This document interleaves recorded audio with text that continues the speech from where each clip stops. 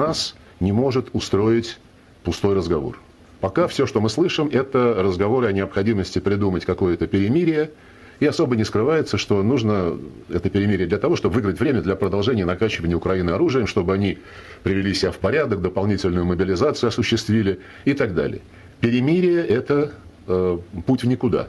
Нам нужны окончательные юридические договоренности, которые будут фиксировать все условия обеспечения безопасности Российской Федерации и, конечно же, законные интересы безопасности наших соседей. Но в контексте, который будет международно-правовым способом закреплять невозможность нарушения этих договоренностей. This is my video update on this Thursday afternoon, December the 26th. Let's talk about some news. And let's start things off with Lavrov's end of the year press conference, where Lavrov took questions from the media on Project Ukraine, on a Trump-Putin summit, and also on Syria. And Lavrov also talked about France and flip-flopper Macron. Let's start with France and flip-flopper Macron.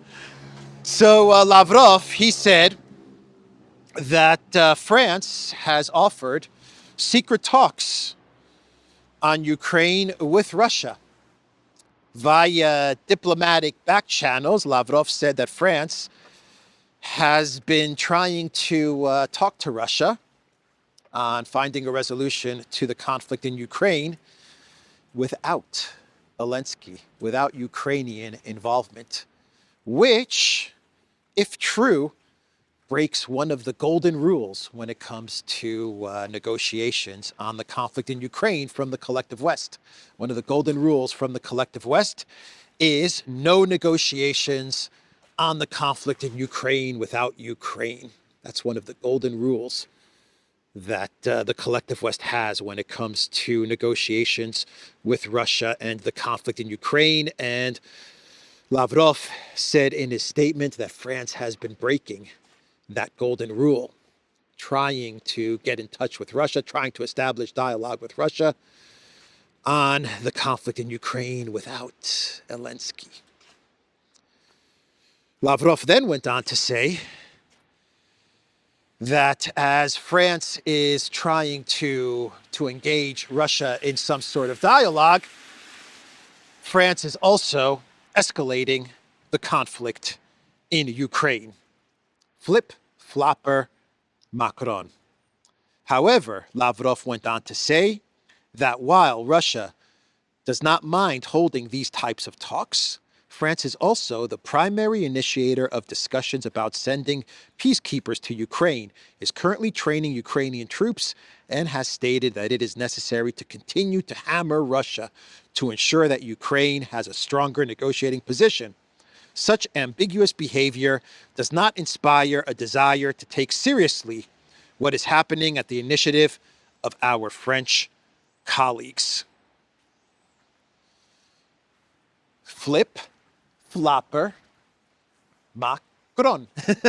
Macron. Flip-flopper Macron, man. Yeah. He says one thing, does another. He does one thing, says another. Oh, an interesting revelation coming from Lavrov. So he talked about a summit between Trump and Putin.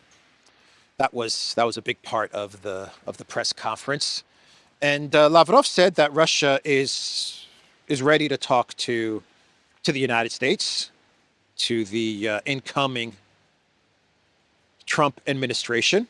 Russia's always ready to talk when it comes to trying to find a diplomatic resolution to the conflict in Ukraine. But Lavrov said that he hopes that the Trump administration, if they do approach Russia for talks, that they will not present freeze plans, but that they will address the root causes of the conflict in Ukraine. And we know what those root causes are. But Lavrov basically said that Russia is not interested in any types of plans that revolve around freezing the conflict, North Korea, armistice plans, or West Germany types of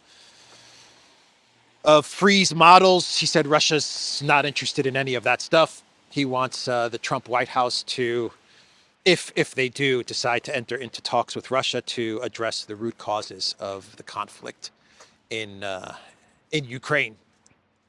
So that was an interesting statement from Lavrov. He actually said that when it comes to freezes, we've been there, done that with Minsk.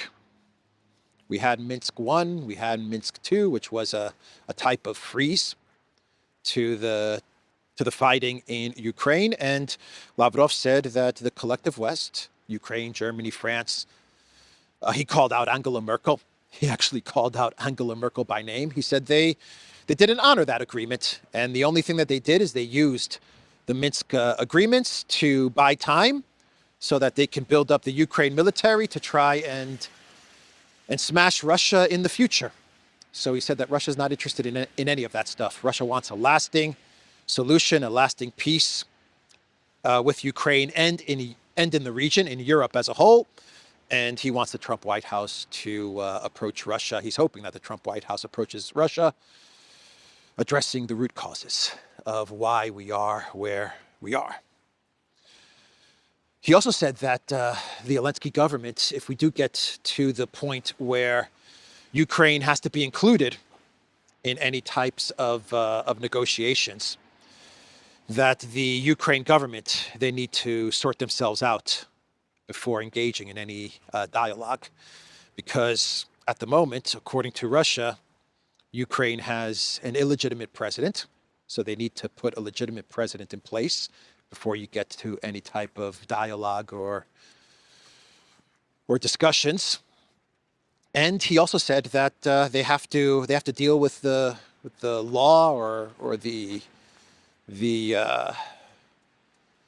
part in the constitution, in the Ukrainian constitution, which prohibits Ukraine from discussions with Russia as long as Putin is president, something like that. He said that stuff has to get sorted out.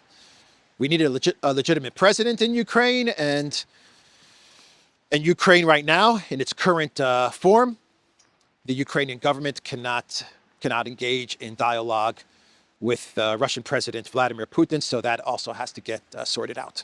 So he also mentioned that as well. On Syria, he said that the Russian embassy is operating in Syria. The diplomatic mission is in Syria and nothing has changed. He also said that Russia is willing to talk to the authorities or government in Damascus, if that's what you call those guys in Damascus, government, authority, I don't know, whatever they are.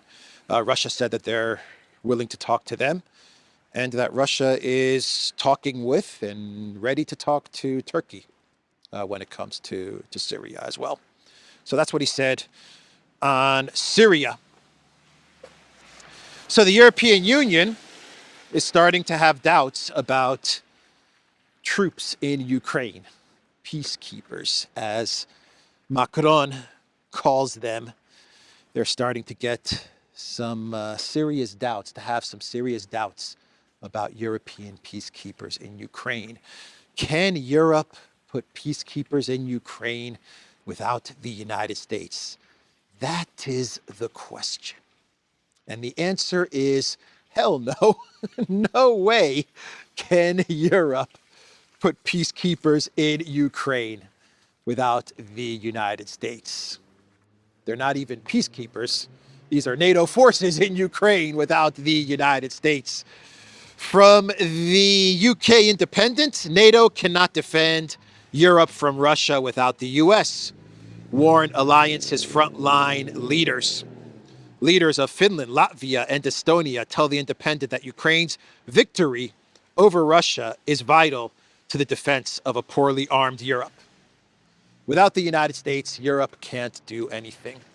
And even with the United States, NATO can't do much when it comes to Project Ukraine. That's just the reality of the situation. As Lavrov said in many statements, as Putin says all the time, the collective West needs to accept the realities on the ground, the military realities on the ground. Once they accept these realities, then we're making progress to getting to a resolution in Ukraine. But that's the article from The Independent. And from Radio Free Europe, we have an article which says that the EU is skeptical about sending peacekeepers to Ukraine. Western boots on the ground would be a hard sell, sources told Radio Free Europe. Without the United States sending peacekeepers, NATO forces, into Ukraine would be a very hard sell. The article, the sources that spoke to Radio Free Europe said it would be a hard sell for citizens of Germany, for citizens of Poland, Romania, all the countries that are going to France, all the countries that will send troops to Ukraine, the UK. It would be a very hard sell for the leaders of those countries to take to their citizens and tell them, yeah, we're going into Ukraine. We're going to put 100,000 troops in Ukraine as peacekeepers without the United States. Basically, Radio Free Europe is saying that's never going to happen. So some interesting articles coming out of the collective West media. The Biden White House, they put a statement on the White House website urging for more escalation, calling on more escalation and urging the Pentagon to continue to send more and more weapons to Project Ukraine, to continue the surge. That's what the Biden White House calls it, the surge of weapons to the Zelensky regime. They said on their website that they're urging the Pentagon to continue to surge weapons to Ukraine in order to provide the incoming administration with leverage over Russia. That's the excuse that they're giving, to put Ukraine in the best possible negotiating position. Continue to send as many weapons as you can to the Zelensky regime, and to continue to make the military-industrial complex richer and richer.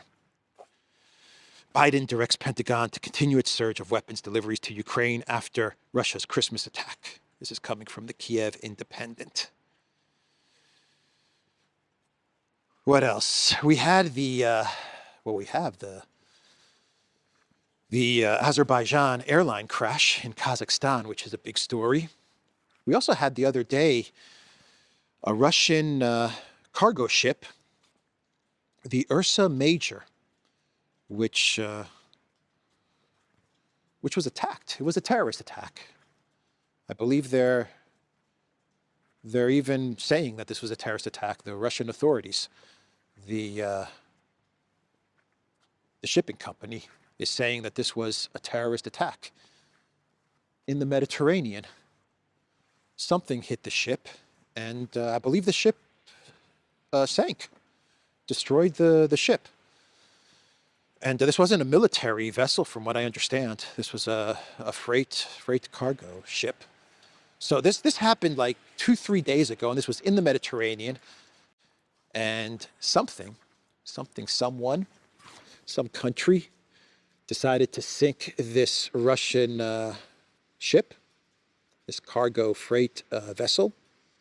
Remember the prime minister or president of Estonia? I forgot who said this, but about a week ago, they were talking about seizing Russian ships, not military ships, ships carrying oil and cargo, seizing those ships, checking if they had insurance from London, boarding those ships and stopping those ships from transiting oil or other cargo. And this was about a week or a week and a half ago. And then you have this ship being hit by something. Something hit it and something sank it. So that's been confirmed that this was a terrorist attack. And then you had the plane, which crashed yesterday over Kazakhstan, flying from Azerbaijan to Grozny. From what I understand, the plane cannot land in Grozny because of fog, and it's turned around towards Kazakhstan. I'm not 100% sure on this information, but if you go by the flight tracker, it moved towards Kazakhstan. The reports say that it wanted to land. It made 3 attempts at landing in this area in Kazakhstan, and it was on the 3rd attempt that something happened. Now, yesterday morning, as I did my video, midday, yesterday, Christmas Day, I hope everyone had a good Christmas. Everyone that celebrated Christmas, I hope you had a good and happy holiday, by the way. But in the afternoon on Christmas Day, Christmas morning, Christmas midday, my time, the reports were that the plane went down because of a bird, because of bird strikes. That's what they were saying. As the day went along, we got images. In the afternoon and evening, we got images of the crash where there were survivors. I believe 29 survivors from this crash. 35 or 36 people died in this crash. But there were images coming out showing the tail end of the airplane with shrapnel holes, or at least it looks like shrapnel holes at the back of the plane, pointing from the outside in. So it looks like, at least from the images, it looks like something hit the plane. I'm not an expert on any of this, and what we have to go on are these images that appear to be legitimate, that are on the interwebs. But the speculation, and that's what this is right now, the speculation is that if you go by these images, the video and the images, something hit the plane. Something hit the plane and created these shrapnel holes in the back of the plane. And there were also images. Once again, I can't confirm this 100%. I can't say these are legit. I always have to make these disclaimers. You understand why? But there were images of life vests from the plane, which showed holes in the life vests, and even in the cabin, there were images of holes. Now, maybe these holes were made by something else. I don't know, but the speculation is that something brought down this plane. That's all I can really say. I have some ideas, some thoughts, but I'm not an expert on any of this stuff. I look at the images and something doesn't look right. It doesn't look like a bird, but maybe it was, maybe something else created these holes. I don't know, but you can find the images and the video, and you can make up your mind on your own as to what you think caused the plane to be brought down. These cars are going to spray me if I don't move over. So that's the big story, actually, that's trending on Twitter. Erdogan, he threatened the Kurds yesterday. Big time threat to the Kurds. Either lay down your arms or you will be destroyed. That's pretty much what Erdogan said. So it looks like we are shaping up for Turkey to take on the Kurds, to try and annihilate the Kurds in Syria, which could potentially put the Turkish military at odds with the U.S., because it is the U.S. and Israel that are supporting the Kurds in Syria, the Kurdish forces in Syria. And Erdogan, this is his opportunity, his chance to go after the Kurds in Syria. He's been wanting to do this for God knows how long, and this is his chance. I don't think he's going to let this go. I really don't think he's going to let this go. And if the Kurds do not lay down their weapons, or we get some sort of U.S. diplomatic intervention, which convinces Turkey to not go after the Kurds, then I think Erdogan's going to go after the Kurds militarily. Anyway, that was the ultimatum that he gave the Kurdish forces in Syria. So let's do a clown world and we can wrap this video up. We go to Moldova, where the government spokesman said that higher energy prices, that is the price of freedom for the people of Moldova. I've been talking about how Moldova is facing an energy crisis because in the next couple of days, if Ukraine goes through with it, they are not going to renew the gas transit agreement with Gazprom in Russia, and that would mean that Russian gas stops going to Transnistria, which then goes to Moldova, and then Moldova has a big energy problem. They're going to have to get electricity from Romania, which is going to come at a much, much higher cost. And of course, is going to get passed on to the people of Moldova. They're going to pay a lot more for their energy and electricity. But according to the government spokesman, he said that this is the price of freedom. Having cheap, reliable Russian energy cut off from Moldova is the price of freedom. Higher costs of energy is price of freedom. EU aspirant. Moldova has declared a state of emergency as Ukraine plans to end its gas transit deal with Russia. He's right. It is the price of freedom. I agree with the government spokesman from Moldova. I absolutely agree with him. I remember watching Braveheart. You guys remember watching Braveheart with Mel Gibson, William Wallace, and remember the scene where he had the army, his army